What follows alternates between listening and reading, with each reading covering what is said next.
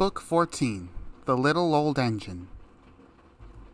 Dear friends, you remember in Four Little Engines that Sir Handel Brown, the owner, sent Skarloey away to be mended. These stories tell you what happened when the little old engine came home. Skarloey is not real. You can only see him in these books. But there is a real engine just like Skarloey. He is very, very old and has been mended. His name is Talyllyn, and he lives at Towyn in Wales. You would all enjoy going to see him at work. The author. The author gratefully acknowledges the help given by fellow members of the Talyllyn Railway Preservation Society in the preparation of this book. Trucks. Sir Handel and Peter Sam had hard work while Skarloey was away. The owner gave them buffers and even brought a diesel named Rusty, but Sir Handel grumbled continually. One day, Gordon saw him shunting and laughed. "My controller makes me shunt," Sir Handel said sheepishly, "and take trucks to quarries too. I'm highly sprung, and I suffer dreadfully." "Our controllers don't understand our feelings," sympathized Gordon. "Now, if you were ill," he winked, "you couldn't go, could you?" "Good idea," said Sir Handel. "I'll try it."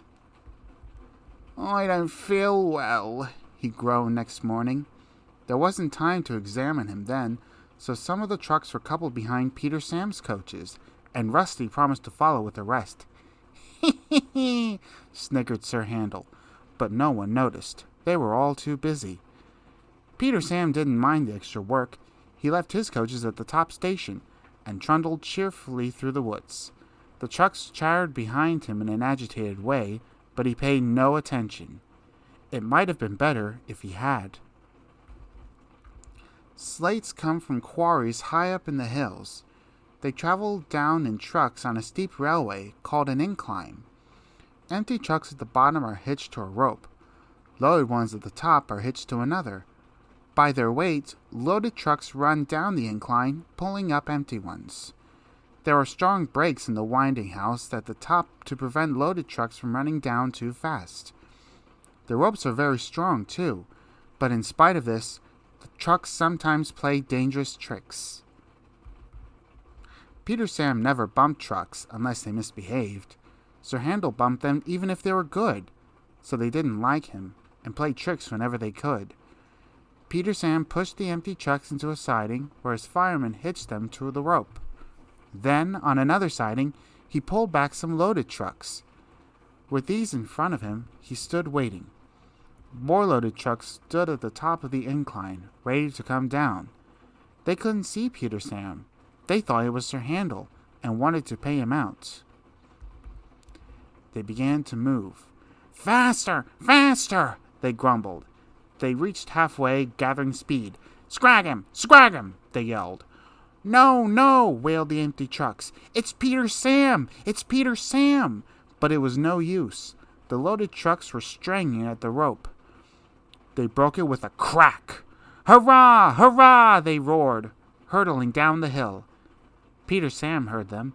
He shut his eyes. His driver and fireman crouched in his cab. The crash jerked him violently backwards. "Ouch!" he shivered. "I didn't expect a cold bath." The water poured from a channel smashed by flying slates.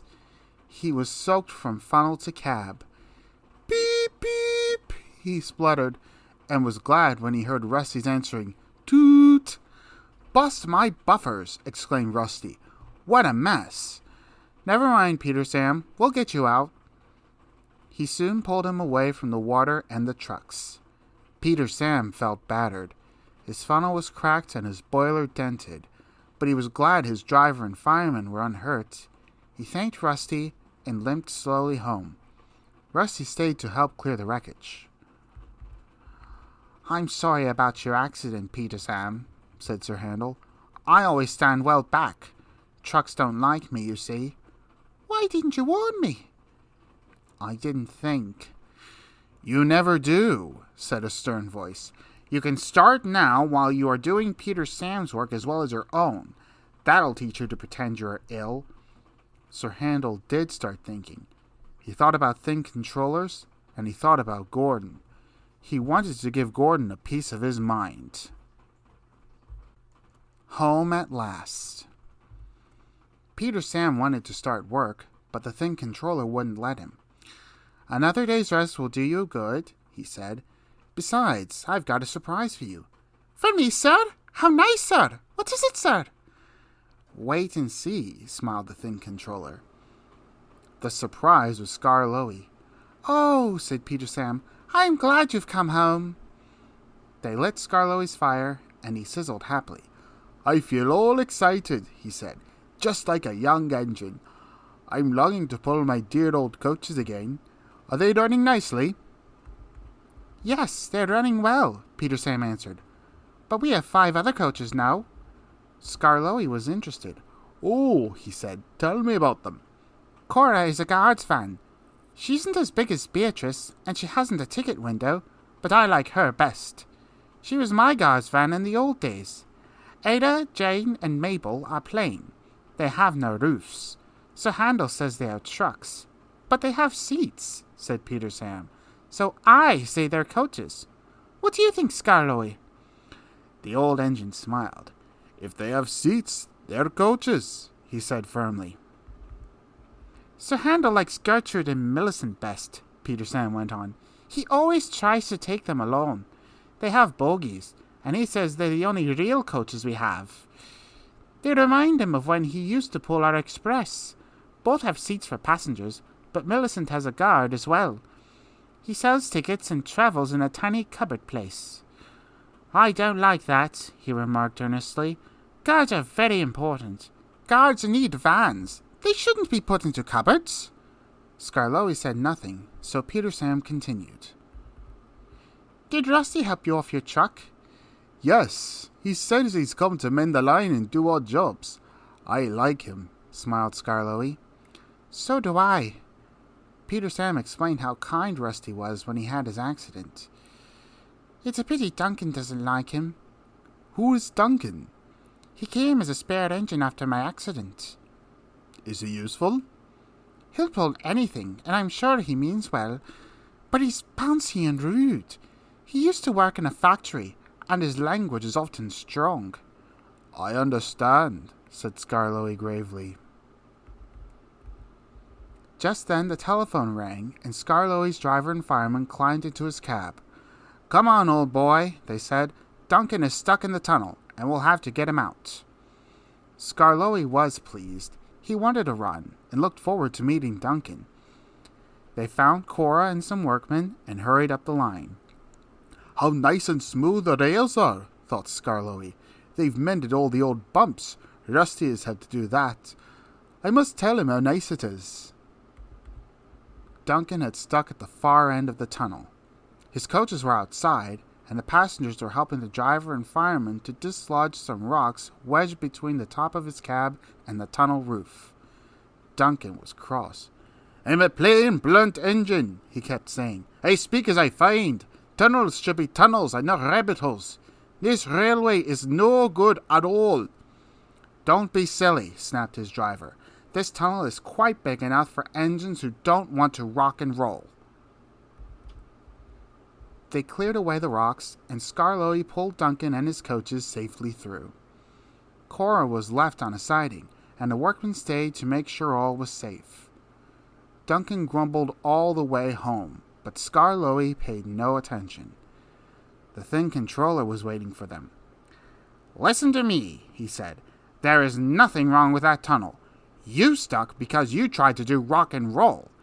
If it happens again, I'll cut down your cab and your funnel, too." Duncan, abashed, was neither plain nor blunt for a whole evening. Rock and roll. When Skarloey's turn came, he was glad to take out the coaches and meet old friends. He met Rusty up the line. "You know," he said, "if I couldn't see the old places, I think I was on a different railway." Rusty laughed. "We hoped you would. Mr. Hugh, our foreman, said, 'Rusty, Skarloey's coming home. Let's mend the track so well that he won't know where he is.' And we did. And you didn't. if you take my meaning. Skarloey chuckled away. He liked this hard-working, friendly little engine. There's still one bad bit, said Rusty anxiously that evening. It's just before the first station. We hadn't time. Never mind, said Skarloey. It's much better now than it was. Maybe better, but it's not good, replied Rusty. An engine might come off there. Peter, Sam, and Sir Handel take care, and so do you. But I'm worried about Duncan. He will do rock and roll. I shouldn't like his passengers hurt. What's that about me? I'm a plain engine, and believe in plain speaking. Speak up and stop whispering in corners. Rusty told Duncan about the bad bit of line and warned him to be careful. Huh, he grunted. I know my way about, thank you. I don't need smelly diesels to tell me what to do. Rusty looked hurt. Never mind, said Skarloey. You've done your best. He said no more, but he thought a great deal. Next morning, Rusty left Duncan to find his own coaches. Duncan snorted and banged about the yard, then clattered crossly to the station. James was already there. You're late, he snapped. I know, said Duncan. It's that smelly diesel's fault. He thinks he can teach me how to stay on the rails, and then goes off and leaves me to find my own coaches. You poor engine, sympathized James. I know all about diesels. One crept into our yard and ordered us about. I soon sent him packing. Duncan gazed at him admiringly. He didn't know that James was boastful, and sometimes didn't tell the truth. Send him packing! Send him packing! Snorted Duncan. He climbed the first hill furiously. Well done, boy! Keep it up! Encouraged his driver. They were soon near the first station. Duncan was pleased. Nothing's happened! Nothing's happened! He chortled. Silly old diesel! Clever to me! And he swaggered along, doing his rock and roll. Steady, boy! His driver tried to check him, but too late. There was a tearing, cracking, crunching sound, and Duncan stopped bumpily. Sleepers and ballast! He exclaimed. I'm off! And he was. I warned him, said Rusty crossly. Duncan, I said, you be careful on that bit of line. But all he did was to call me names. Mr. Hugh kept turning Rusty's handle. Come on, he urged. Start up. No, Mr. Hugh, sir. I'm sorry to disoblige, but I won't help that Duncan.